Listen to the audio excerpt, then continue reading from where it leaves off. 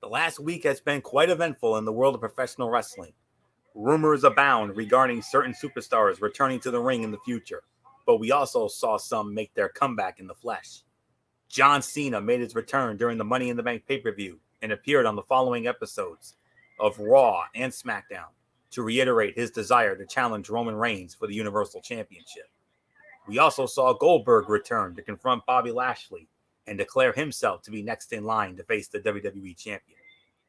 Tonight's Raw featured the Almighty responding to the former world champion. AJ Styles and Omos defended the Raw tag titles against the Viking Raiders, and Nikki ASH began her run as the Raw Women's Champion after cashing in her Money in the Bank contract on Charlotte last week. Let's take a look at everything that happened on tonight's Monday Night Raw, for this is Ridiculously Raw.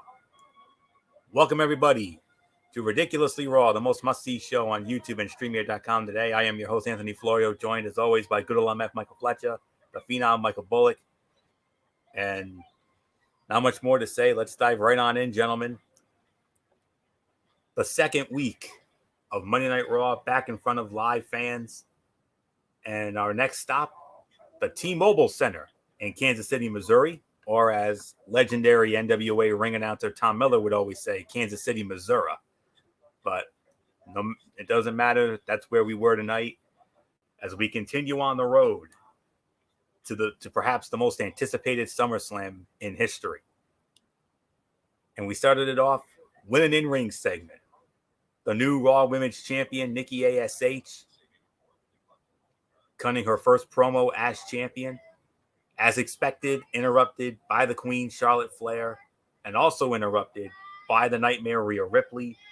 And then after that, WWE officials Adam Pearce and Sonya Deville showed up, and Sonya Deville made it official that at SummerSlam, Nikki ASH will defend the Raw Women's Championship against both Charlotte Flair and Rhea Ripley in a triple threat match. And also, Nikki ASH balled up and challenged Charlotte Flair to a match tonight here on Raw, and the Queen, of course, accepted. So Charlotte Flair versus Nikki ASH, and it was announced as our main event, and we'll address that at the end. All right. I understand the Nikki ASH gimmick is not going to be for everybody. It's definitely geared towards kids more than adults, but Nikki is just likable enough to pull this off. She comes across as genuinely appreciative of the opportunity. When it comes to Charlotte, few people in WWE can command a crowd the way she can. She knows how to get the crowd to boo louder or shut up so she can talk. It's a special skill many superstars lack. This segment was fine, if a little clunky at times. Nikki almost felt like an afterthought once Charlotte and Ripley were in the ring together, which is not how the champion should appear. Nikki saying she wanted to change the division just to end up in a triple threat with both women was an odd way to end the segment. Maybe those changes are scheduled for after SummerSlam. I don't know. But a good way to start things off here tonight. So good old MF Michael Fletcher, come on in, and how about it? Nikki ASH, Charlotte, Rhea Ripley, triple threat match for the Raw Women's Championship in the SummerSlam. We heard rumors about this was going to happen, and obviously the rumors are right. So, no big surprise here. I thought it was a solid segment. I don't think it was anything to write home about. You know what? I really hope Nikki walks out with the belt. I really would love to see Nikki walk out with the title. I know there's some people that feels like maybe Rhea gets it back. There was talk about maybe Charlotte getting the title, regaining the title. And if that is the case, I think that would be number 14 or 15. I think it'll be 14 for Charlotte Flair if she wins it this time around. I know ultimately the desire is that they want Charlotte to ultimately break Ric Flair's record of the 16-time, and that she will be the one to do it, not John Cena. That Charlotte's going to be the one to break Ric Flair's record. So she's going to, eventually she will be the one to get 17 reigns. So maybe this is where she gets it back. maybe hold it for a little bit and then loses it again. I don't know. But we'll wait and see what happens. But if there's one person that really deserves the moment, it's Nikki. I know a lot of people has been a little lukewarm about the almost superhero gimmick. However, apparently Vince loves it. And not only that, but even the suits, the hierarchy of WWE are loving Nikki right now. So maybe Nikki goes over, keeps the belt, and holds on to it a little while longer. I think that'd be awesome. I think that'd be great. And the thing is that they rewarded Nikki because of thinking outside of the box and actually doing something that she wanted to do. This was all her. I know a lot of people were saying, "Oh, Vince, what were you thinking?" No, and I had to put Florio in his place when this happened initially. This was all Nikki's idea. This was her idea. Vince loved it, and now look where she's at. I hope she gets the golden moment and keeps and successfully defends the title at SummerSlam. And what a feather in the cap, and what a moment for her if she ends up walking out of Vegas with the gold. So we'll see. This is daunting. This is not easy, but I thought the segment was okay. Bullock, it's yours. Yeah, I mean, I thought the segment was okay as well. I mean, could it have been better? Absolutely, but yeah, well, it was obviously, like you said, we did hear rumors of it, but yeah, now it's definitely official. It's gonna go down at SummerSlam, and I don't know about you guys. I don't know if there are some fans who are probably disappointed about it because we continue to hear it. I mean, the fans keep saying we want Becky, we want Becky, and I don't know if you saw in the chat, guys, but I think we can officially put those rumors to bed since they made this match official. So it's disappointing, but it is what it is.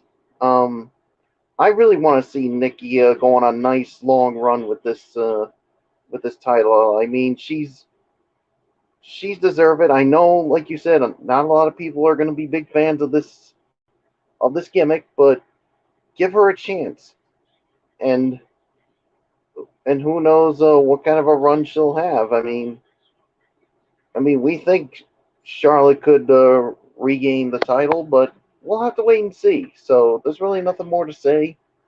Florio, it is yours. All right, and we move on to our first match of the night, a championship contenders match, and that's going to be the theme of the night because we had several of these on this show here tonight. This one was for the United States Heavyweight Championship, as it was the champion Sheamus one-on-one with Damian Priest. Damian Priest with a win would put himself in line for an opportunity, aka a championship committee moment. And guess what? That's exactly what we got. Winner of the match in 10 minutes and 5 seconds, Damian Priest. MF, I think we have ourselves a championship committee moment, and I think we might have another match for the SummerSlam here. Well, first off, championship committee moment, absolutely yes. But the thing is, it's like you said, we have ourselves a challenger, a contender, and I'm gonna go and say it in my mind. And I said it once. I think I'm gonna say it again. I believe we possibly now have the next United States Heavyweight Champion in our midst. I think Damian Priest is going to win the title. That's my prediction. I really got nothing more to add on that. It was a solid match. This is probably about 2.5 to 3, but this was the ultimate payoff. We wanted Damian Priest to get it. He got it. So I'm happy. Nothing more to say. Mike Bullock, it's yours.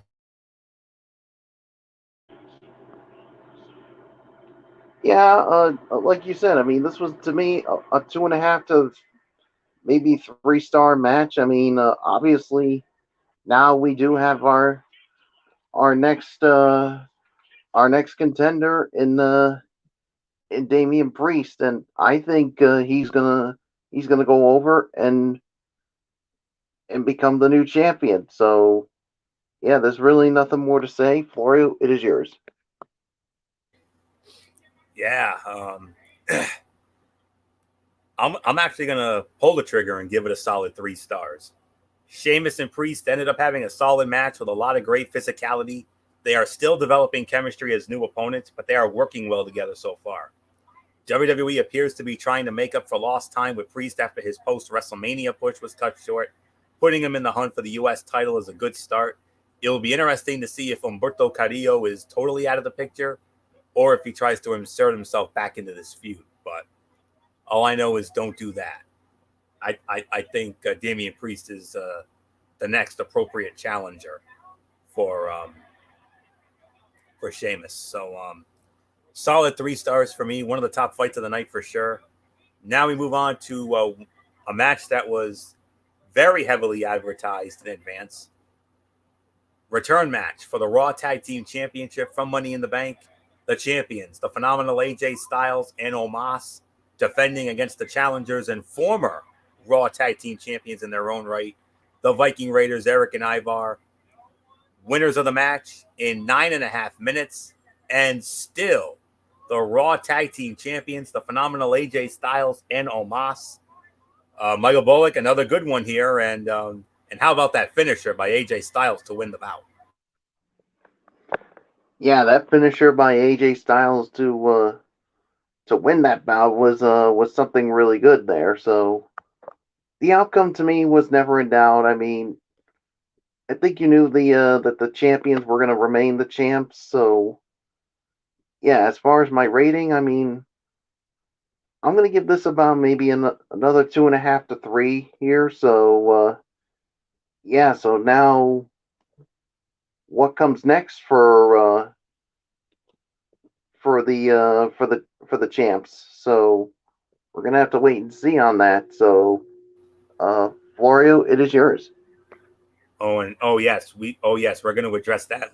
We are indeed going to address that later in the show. Believe that. This is another solid 3-star match for me. I mean, this match may have made better use of Omos than any of his previous showings. He was in the ring just enough to matter and had several important spots. Seeing Styles and Omos grow into the team they have become has been a fun ride. They didn't seem like they would work at first, but real effort and a few good matches have changed that. The Viking Raiders look good even if they did end up losing. This won't be the last time they fight for the gold. But I think it might be for a while, though. So, because we'll address what happened later on in the show, because there's definitely more than this that meets the eye.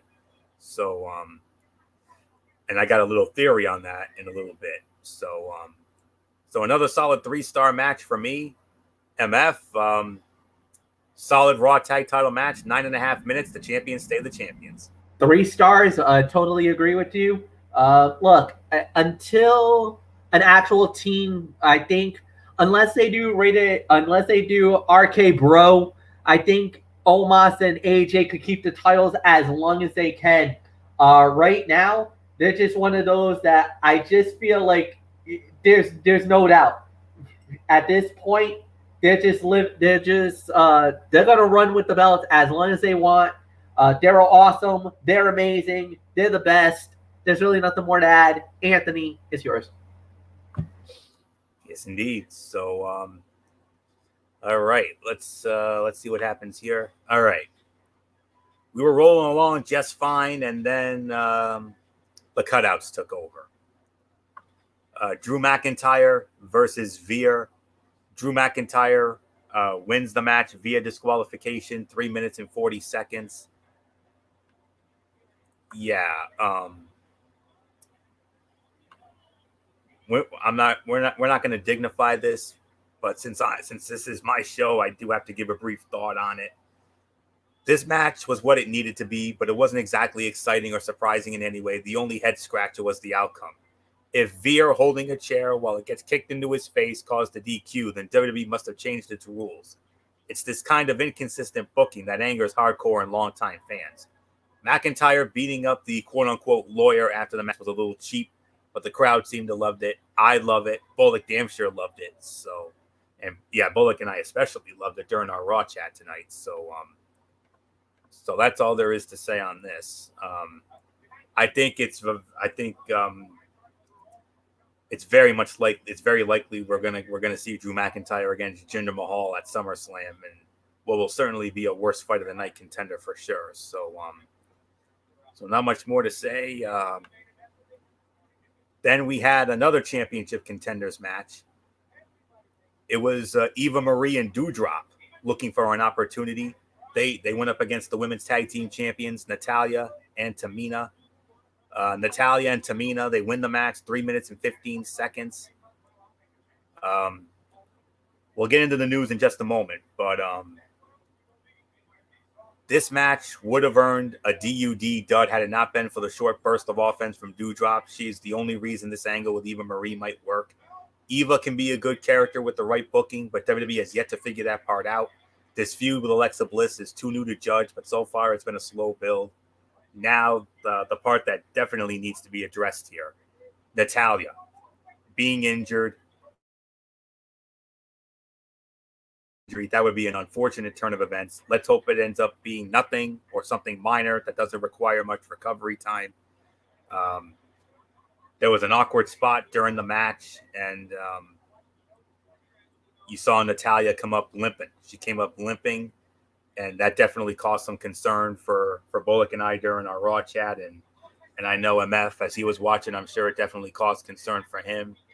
And gentlemen, let's just hope and pray that this is nothing serious. And because God forbid if this is serious, oh gosh, I mean, how sad would that be for Natalya and Tamina, who worked so damn hard to become the women's tag team champions, only to possibly have it ripped away from them because of an unfortunate accidental injury or whatever it was. But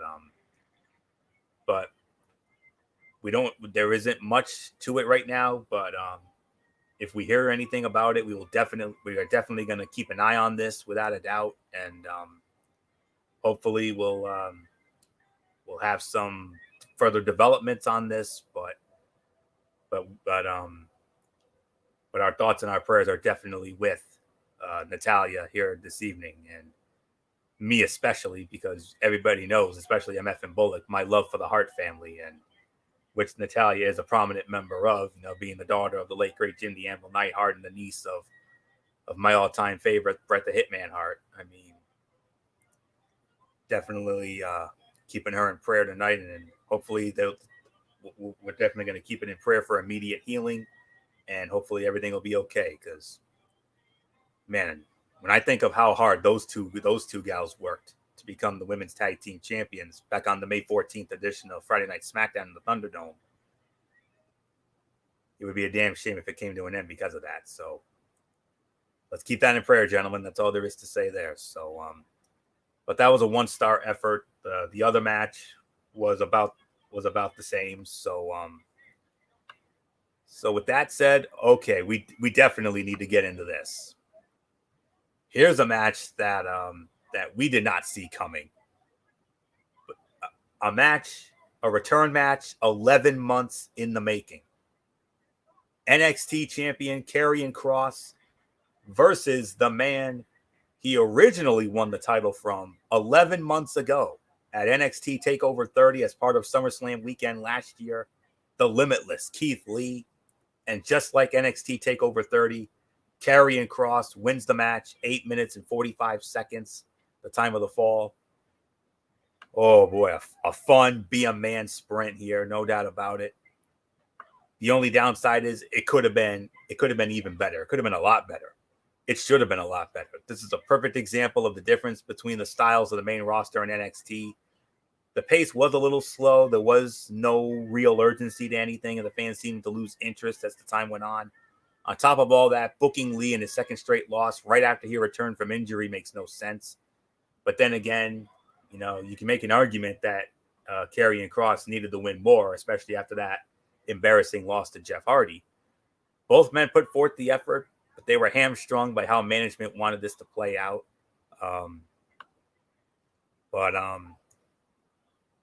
I don't know, but constructive criticism aside, this was an enjoyable match. It had that. It was a mix of a be a man fight / a fun little sprint. So I could give this about 2.5 to 3 stars for the effort. So MF, just like 11 months ago at Takeover 30, Karrion Kross. He scores another one over Keith Lee, but boy, howdy. I mean, with a little more time, this could have been even better. This could have been a real be a man fight.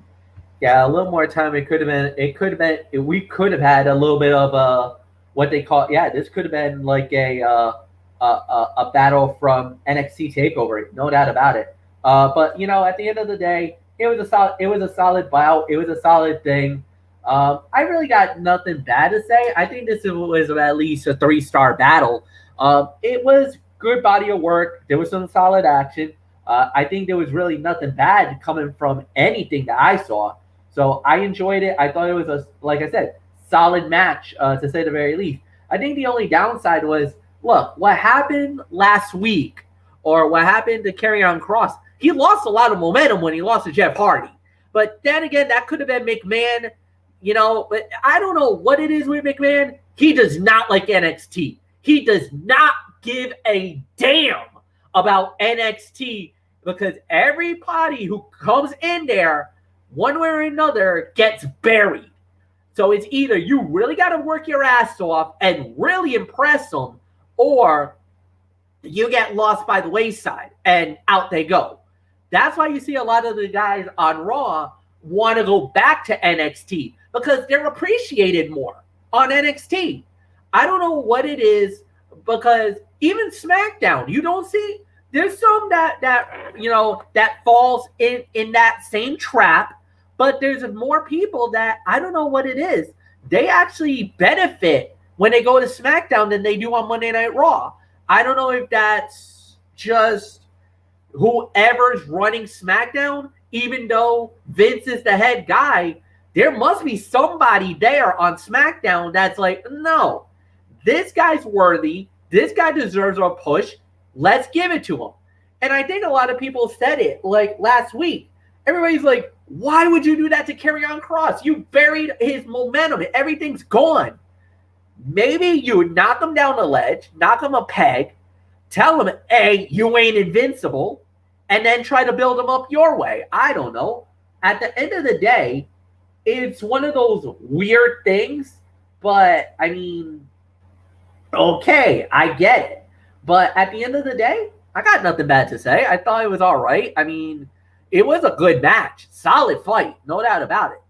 Mike Bullock, it's yours.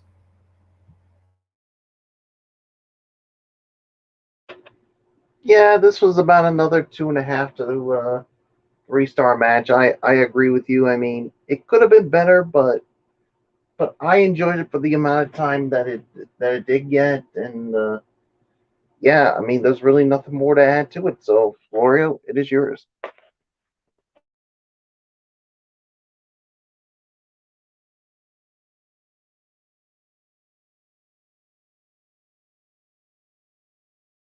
Florio, Yep, you there? I'm here. I got caught. So I caught in a slow frozen moment there. All right. I believe I started that one off. So back to the cutouts here. Mason T-Bar went up against Mustafa Ali and Mansoor. Mustafa Ali and Mansoor win the match in 3 minutes and 15 seconds. I'd probably give this about 1.5 to 2 for the effort. I mean, this bout was quick, but it did a good job telling the story of Ali and Mansoor's partnership. Ali seemed annoyed at Mansoor even after he won for their team. It's an interesting dynamic that could change over time and lead to them being a top team. Mason T-Bar need to be repackaged. WWE can either push them as monsters or keep booking them as glorified jobbers. There isn't much space between those two options for a team like them. Mansoor and Ali seem to have the crowd on their side, so that may be a factor in determining how long they stay together. So that's really all there is to say on that. Continuing on, then we had the WWE champion, the almighty Bobby Lashley, come out with MVP, and they talked about Goldberg and everything else. And Lashley said, I'm not even going to dignify Goldberg's challenge with a response. But then he gets interrupted by his former Hurt Business brethren, Cedric Alexander and Shelton Benjamin. They both wanted a shot at him. Bobby, like, you know what? I'll take his both on. I don't care. So it was Bobby Lashley versus both Cedric Alexander and Shelton Benjamin in a 2-on-1 handicap match. Bobby Lashley squashes both of them in 2 minutes and 40 seconds. And I'm going to have a little fun with MF in just a moment. But first, WWE never should have broken up the Hurt Business, but it's hard to deny how effective this segment was at making Lashley look like a beast. This was a glorified, delicious squash, but in a way that actually makes the WWE champion look good. Alexander and Benjamin aren't exactly being pushed right now, so they won't suffer from the loss. The match itself was more of a sequence of specific spots meant to highlight Lashley's power than it was a physical battle. But from a storytelling standpoint, it worked.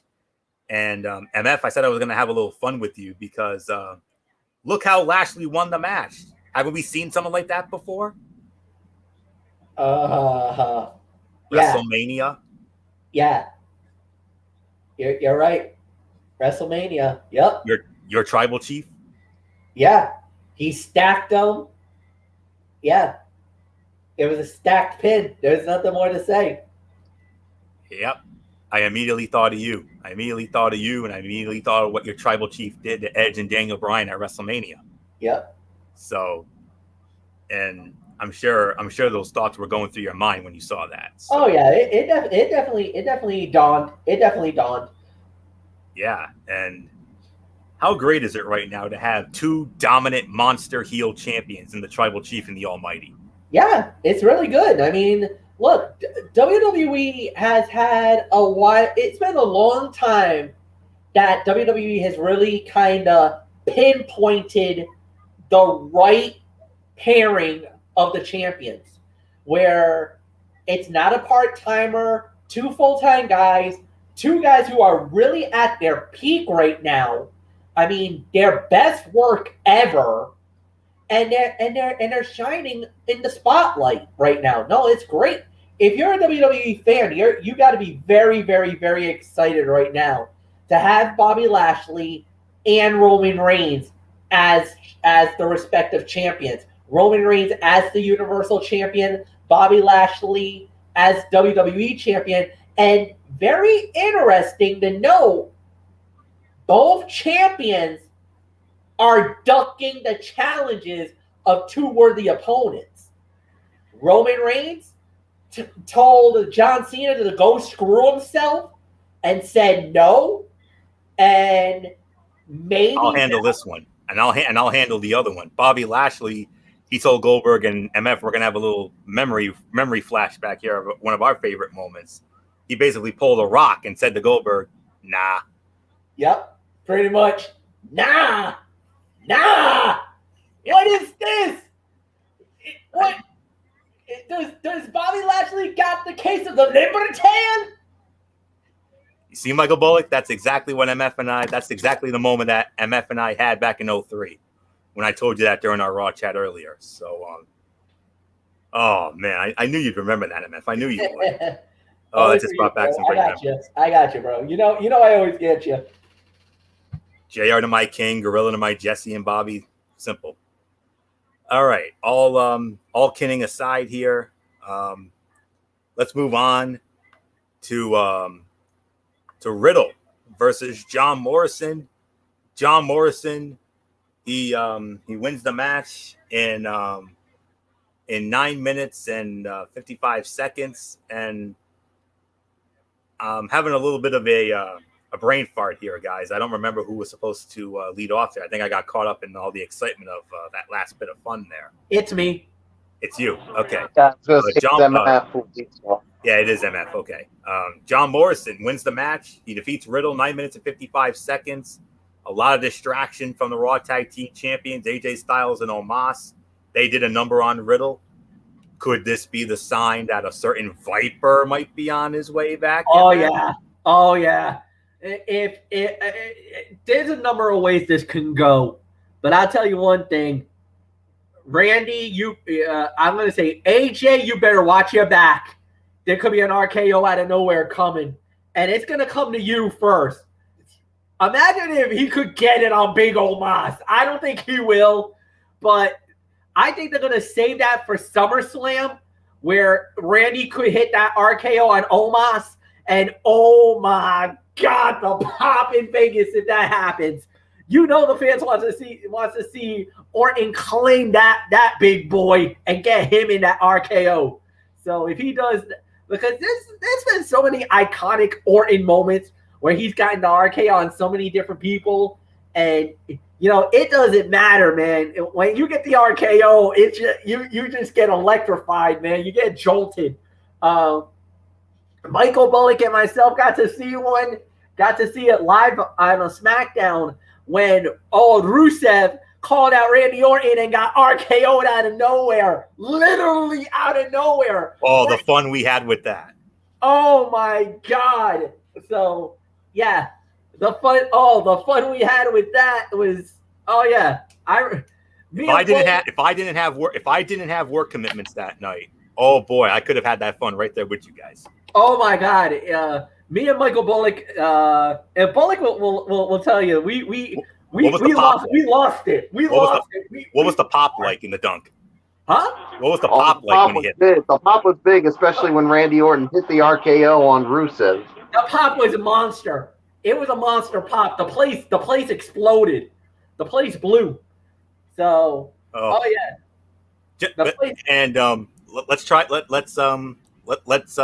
have another little fun question here. I mean, when Styles and Omos were ganging up on Riddle, were you starting to get that feeling that maybe Orton was going to show up at that moment? I thought so, or at least he would have snuck up by AJ and just ducked him, because I would see it would have been one of those where Omos and AJ's doing their damage, Orton sleeks into the ring, grabs AJ. Boom! RKO out of nowhere. Place would have popped.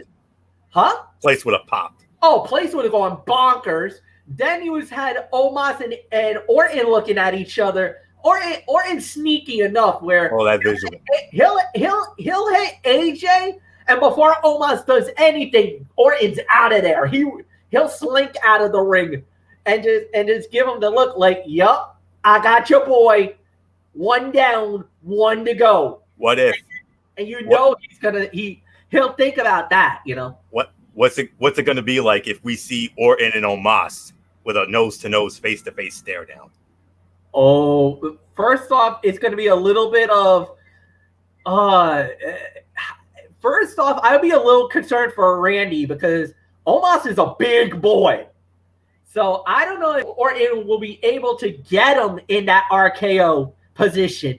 That's the only thing. He's gonna have to do something sneaky in order, maybe knock him down the size, and then once he gets him down, that's it. He's gonna hook him up, and that's it. Bye.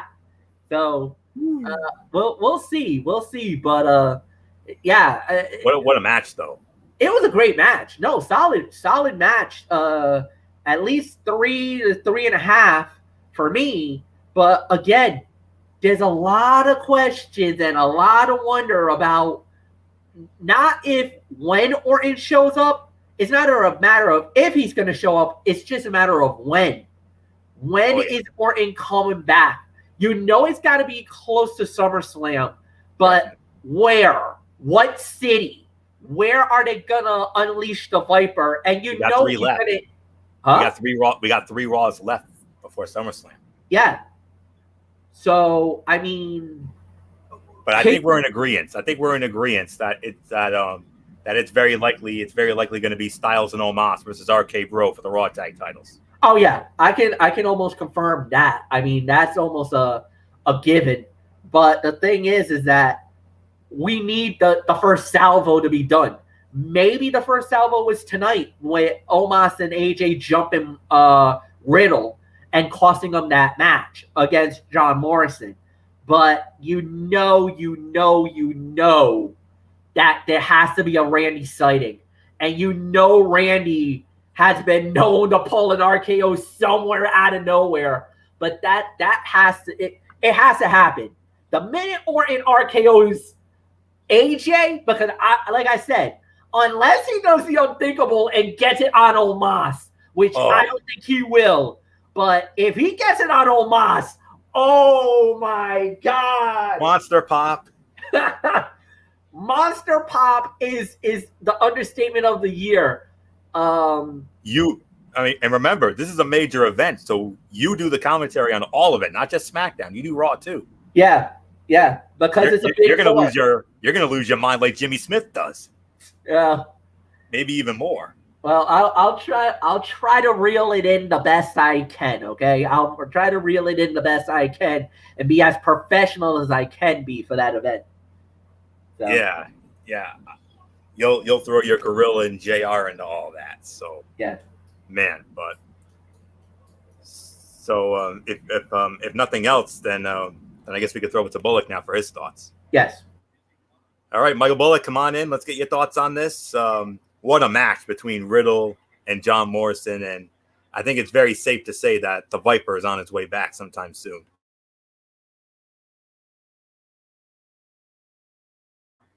Bullock, are you there? I think we might have lost him. All right. Yeah, 3.25 to 3.5 stars for me. You can make an argument for this to be the fight of the night. I mean, Riddle and Morrison are both great athletes, so it came as no surprise to see them put on a decent show in the ring. Had they been given a little more time and fewer distractions, it would have been not only been it would have been even more of a match of the night for sure. Watching Styles and Omos beat Riddle up after the bout was over was an extra bit of fun, especially for anyone who finds Riddle annoying. Morrison continues to be one of the great unsung heroes of WWE with his consistently great performances and comedic ability. So we'll leave it at that. Reginald versus R-Truth for the 24/7 championship. Reginald wins the match, 1 minute and 25 seconds. He's still the 24/7 champion. This was an absolute dud. This was the worst fight of the night. Reginald is very talented, but the crowd went from singing along loudly with Truth's entrance to being as quiet as they were all night. They were impressed with his gymnastic ability, but they haven't rallied behind him yet, and there's no telling if they will. You gotta give him a chance. But did you see his entrance? Oh! Not just the entrance, but what about that little thing, that little flip over the top rope as he was exiting? What? You did that? Reggie! Are you kidding me? What was that? Dude, I've seen amazing entrances in WWE. This was Sin Cara-like-esque.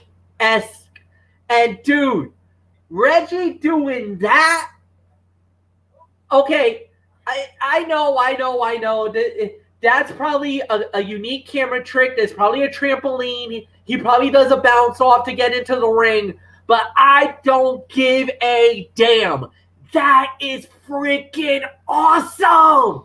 Right? Dude, please, WWE, do whatever to get this guy over. I know a lot of people are not gonna care or anything else. He's a stooge. He's this. He's that. Okay, I get it. I don't care anymore. He went from go away to one of the most entertaining guys on Monday Night Raw right now. I'm freaking intrigued about what he did. That entrances with him doing all the gymnastic stuff, how he could do a matrix to get out of trouble. Dude, this guy is the real deal. You give him some wrestling skills, send him to Florida to work on his wrestling skills a little bit. If he puts it all together, oh man, you got a diamond in the rough on Monday Night Raw. You got a diamond in the rough on Monday Night Raw, and I cannot believe I'm saying this about Reginald.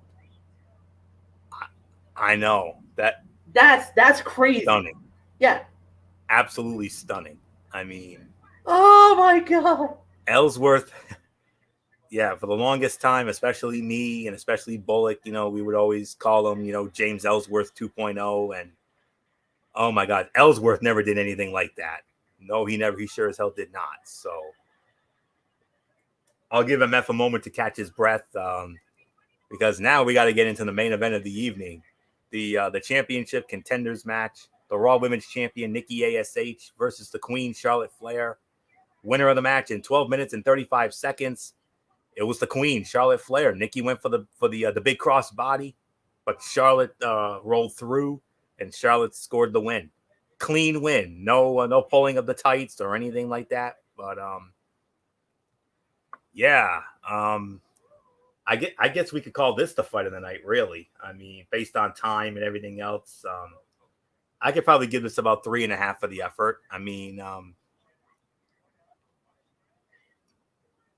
so this ended up being a very good match. Unfortunately, Nikki takes the fall here, but you need to give Charlotte some momentum going into the big triple threat at SummerSlam. You don't want to build Nikki up too much, because they definitely want to plant it in our heads about how big of a. I mean, Charlotte's not just a threat. Charlotte is the threat. She's the biggest threat to the Cinderella story that is Nikki ASH. So, but yeah, very good match indeed, and it was the fight of the night for me. Solid 3.5 star effort, and Nikki was so angry, and she says, "I want a rematch next week," and it looks like we're gonna have it next week. So, so not much more to say here. Fight of the night for me, 3.5 stars. MF Charlotte. With the win, Charlotte now definitely gets the first bit of momentum going into the big triple threat at SummerSlam. Yeah, no doubt about it. First momentum, big win for her. Yeah, you're absolutely right. We're just gonna have to wait and see how this plays out. But yeah, this is gonna be very interesting to see, and there's really nothing more to add. So yeah, pretty good. Nothing bad to say, and yeah. So Anthony, it's yours. 3 stars. All right. I don't know if Bullock's back in yet.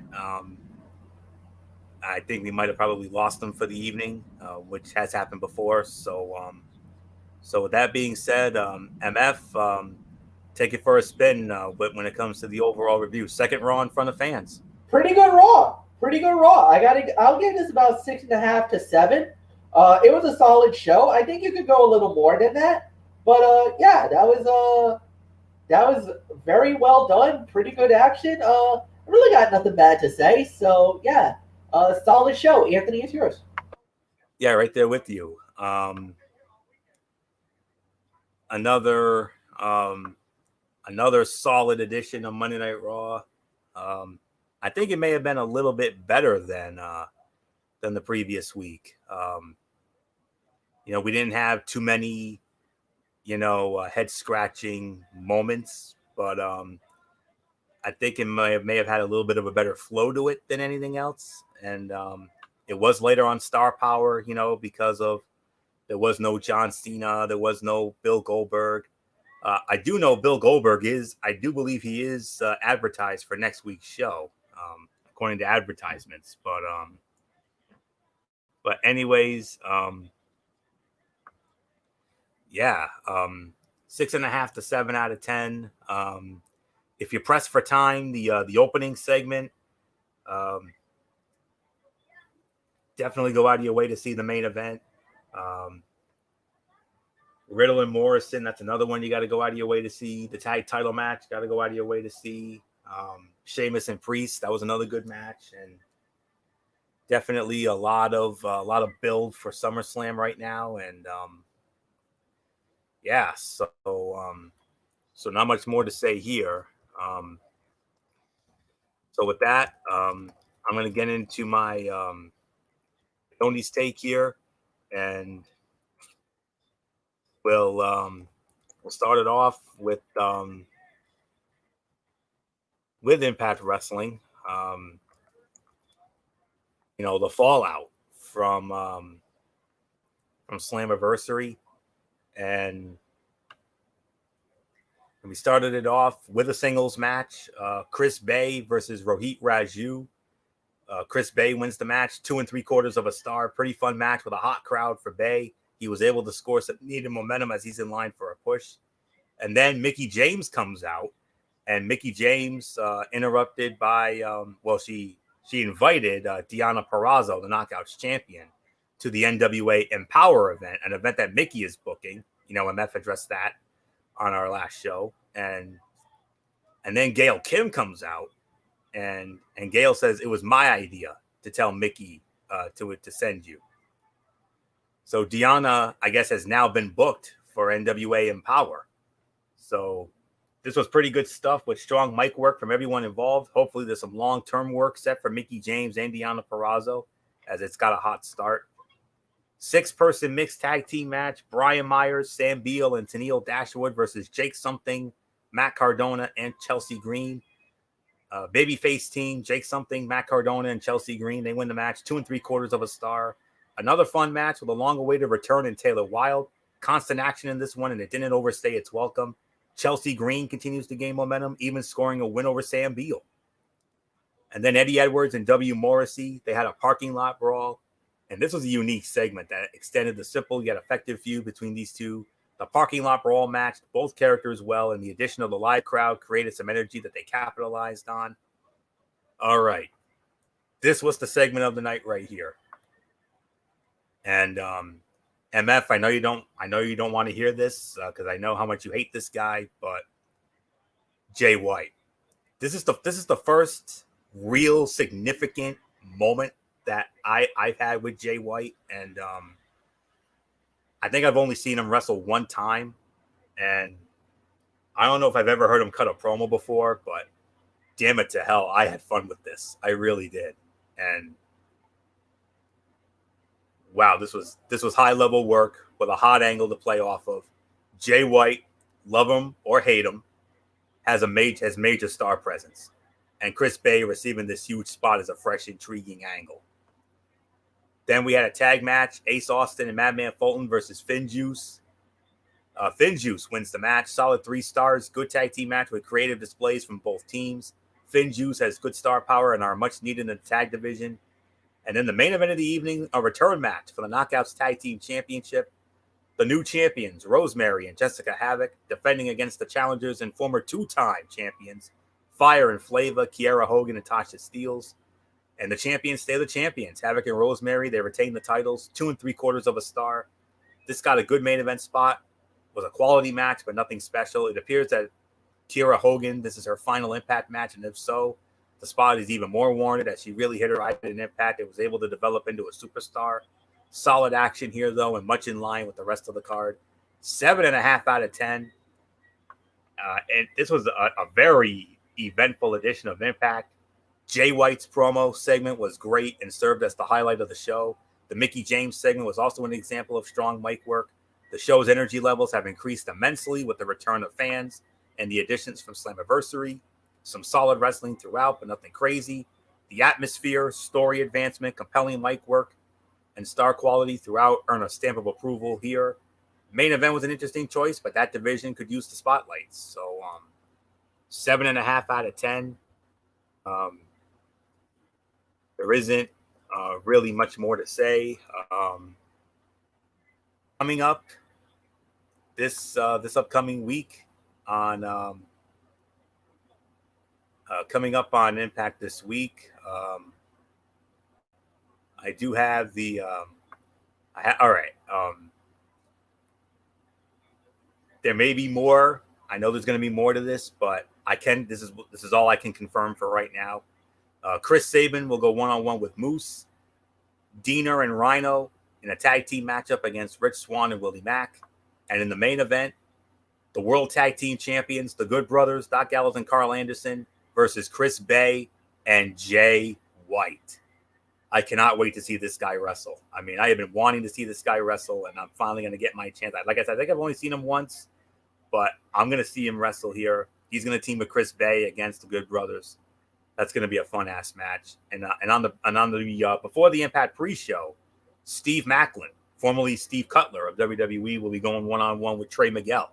Definitely his toughest test. So that show, that before the Impact, that will be at 7, and then the main show at 8 o'clock, Access TV, or on Twitch with MF. Watch it over there with him. So So not much more to say here. Let's get into 205 Live and all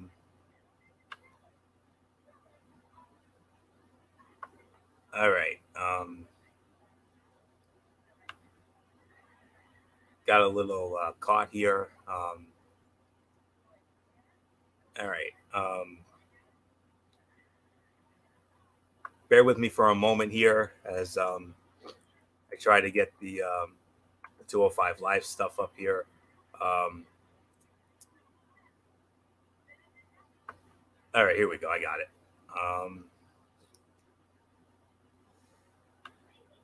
We had Asher Hale versus Guru Raj. And Asher Hale wins the match, 8 minutes, 23 seconds, 2.5 stars. It played well off their match last week and was another solid one. Hale gets back to the pay window, and Raj continues to get a chance to show what he can do. This was once again fine. Jake Atlas versus Aries Sterling. Jake Atlas in 9 minutes and 38 seconds. Very good ending to a good match. It was a little sloppy in a few spots, but they kicked it into a higher gear in the final few minutes. 3 stars. 7 out of 10. Back in the groove for this show, as that is 2 good episodes in a row. Again, this show has a tried and true formula that works. If you let the guys in the division do their thing, more of this, please. So 7 out of 10 for that. So that's it. That will put the bow on this edition of Ridiculously Raw. We want to thank you all so very much for tuning in. I want to make a quick note. NXT is going to be on Sci-Fi for the next 2 weeks because of the Olympics, and they were both taped. So tomorrow and next Tuesday, if you want to watch NXT, you got to go to Sci-Fi to do it. It'll be back on USA on August 10th. So just want to make that little programming note out there for all you NXTers. So with that, we'll next be with you Wednesday night over on MF's channel, Braceway 95, Wednesday Night Dynamite, for the aforementioned NXT, and a very exciting edition of AEW Dynamite, maybe the most exciting one yet since their Welcome Back tour started, headlined by that huge 5-on-5 elimination tag bout, the Elite versus Adam Hangman Page in the Dark Order. That's going to be all kinds of fun, and all the other stuff on that. Thursday, Strictly Sports, a lot going on there. MF will have another Big 3 basketball recap. And we got some trades that we need to address. Maybe we'll throw some Olympics in there. So we'll see. We'll figure it out on Thursday. What's going on with that? Friday night Cerebral Smack Talk. MF will have that. We'll run down Friday night SmackDown, and then right back here next week for another edition of Ridiculously Raw as we continue on the road to the 34th annual SummerSlam, the most anticipated and exciting SummerSlam to date, from Allegiant Stadium in Las Vegas on Saturday, August 21st. So that's it. So until Wednesday night for Wednesday Night Mayhem over on MF's channel, Braceway 95, this is Anthony Florio here for good old MF Michael Fletcher, for the Phenom Michael Bullock, and in spirit, the Twisted Angel D.D. Woodson, and always and forever, the Hardcore Pipe Bomb, Yankee Messiah 401, Derek Ferrera. You know the routine, everybody. Thumbs up. Talk to you later. Yeah. Throw the Fortune 4 style. Bye for now, my friends. God bless. Be good to each other. Have a blessed couple of days. And until Wednesday night, for Wednesday Night Mayhem, you've been watching Ridiculously Raw right here on the Tone 25 on YouTube and Streamy.com. And remember, my friends, as I always tell you, no matter what anyone tells you, beyond anything else, wrestling is indeed actually real. For everybody who has been a part of this one, for now, Anthony Florio, so long. Bye, everybody. Bye.